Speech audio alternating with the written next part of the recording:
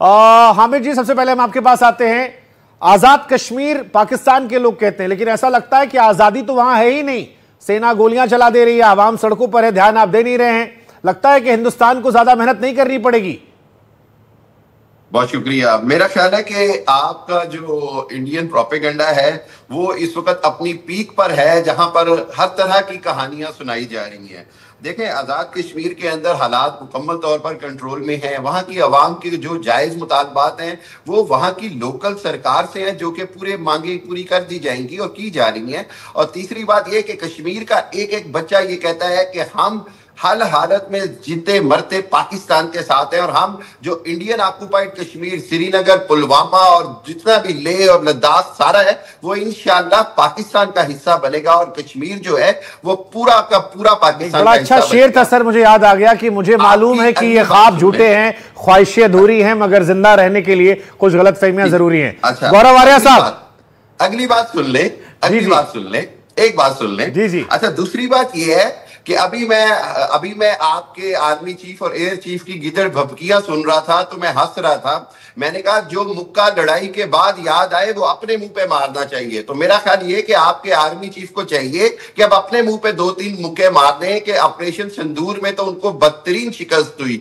उनको हमने धूल चटाई, इंडिया को पूरी दुनिया में सबूत सर सोशल मीडिया पे ढूंढ ले हम। और मैं ये समझता हूं कि इंडिया के लिए जो अब हो रहा है वो इंडियन सरकार फेस सेविंग कर रही है, अपने लोगों को, अपनी जनता को, अपनी पब्लिक को खुश करने के लिए। अगर इंडियन आर्मी चीफ या एयरफोर्स कहता है कि उन्होंने कोई एडवेंचर करना है तो हमारे फील्ड मार्शल ने तो कहा कि 100 बिस्मिल्लाह आप करें, हम आपको 10 मई से ज्यादा बुरी तरह मारेंगे। ठीक है गौरव, मेजर गौरव आर्या, मुझे लग नहीं रहा कि बड़ी मुश्किलात होगी जिस तरह के पाकिस्तान के हालात हैं, और हमारी सरकार ने भी कह दिया है कि भूगोल बदलने की तैयारी। बाकी हामिद खान साहब पर कोई रिएक्शन आप देना चाहें तो आप आजाद हैं। आपकी सरकार इंडिया अमेरिका भागी थी, अमेरिका जाके आपने माफी मांगी कि पाकिस्तान से माफी दिलवा दें। थोड़ा टॉलरेंस दिखा ले सर, ये क्रिकेट की पिच नहीं है सर, थोड़ा टॉलरेंस दिखा ले। आपको समय दिया मैंने, अब थोड़ा सब्र रख ले, थोड़ा सब्र रख ले। गौरव आर्या साहब, माफ नहीं करेगा। जी थैंक यू शुभंकर जी, बहुत बहुत धन्यवाद अपनी शो में बुलाने के लिए। देखिए 2-3 बातें हैं। ये जो हामिद साहब कह रहे हैं यहाँ पे कि ऐसा हुआ और ये सब, देखिए हम लोग जब प्रूफ की बात करते हैं तो क्योंकि एक एजुकेटेड सोसाइटी है, यहाँ पे पढ़े लिखे लोग हैं और दुनिया भर में भारत के एजुकेशन का डंका है। सिलिकॉन वैली लगभग भारत चलाता है। बड़े बड़े आईटी के और कंपनियों के जो चीफ्स हैं। सर मेरी रिक्वेस्ट है हामिद साहब, आप मुझे बोलने दें साहब, मैं तो आपके बीच में नहीं बोला सर, प्लीज।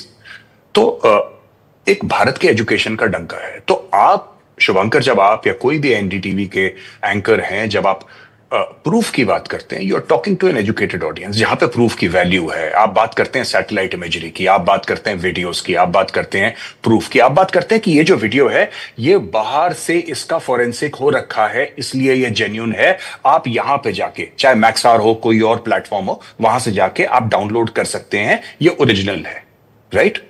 अब प्रॉब्लम यह है कि when you speak to the Pakistanis, वो लोग ये सब कर नहीं पाते। अब ये इन्होंने, पहले में था शिव के साथ एनडीटीवी पर ही, तो साहब ने बोला कि 5 रफेल गिर गए, इनके प्रधानमंत्री कहते हैं 6 रफेल गिर गए, कोई कहता है 3 गिर गए। मुझे एक बात समझ में नहीं आती कि मैं कह रहा हूं 36 है, 36 के 36 अगर आपने हाइपोथेटिकली बात करते हैं, फर्ज कीजिए आपने 36 गिरा ली, ठीक है, शाबाश, वेरी गुड।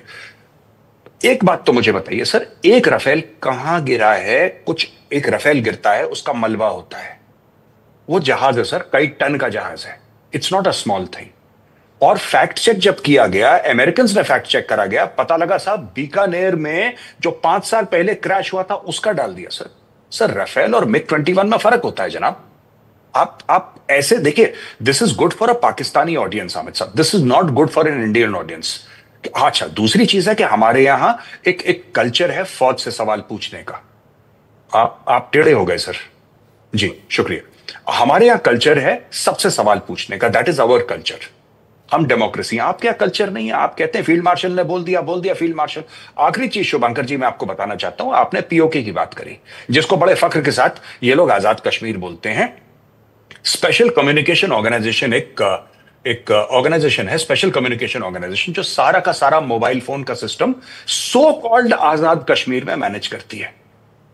सो कॉल्ड आजाद कश्मीर में स्पेशल कम्युनिकेशन ऑर्गेनाइजेशन है, ये गवर्नमेंट ओन्ड ऑर्गेनाइजेशन है, और इसके हेड है मेजर जनरल उमर अहमद शाह।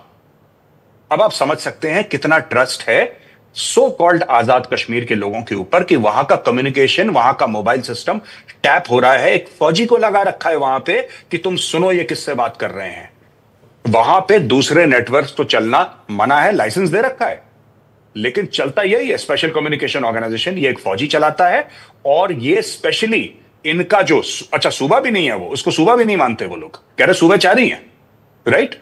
उसका नाम आजाद कर रखा है, जैसे कि पंजाब गुलाम है या सिंध गुलाम है, खैबर पख्तूनख्वा गुलाम है। तो इनसे पूछिए साहब ऐसा क्यों है?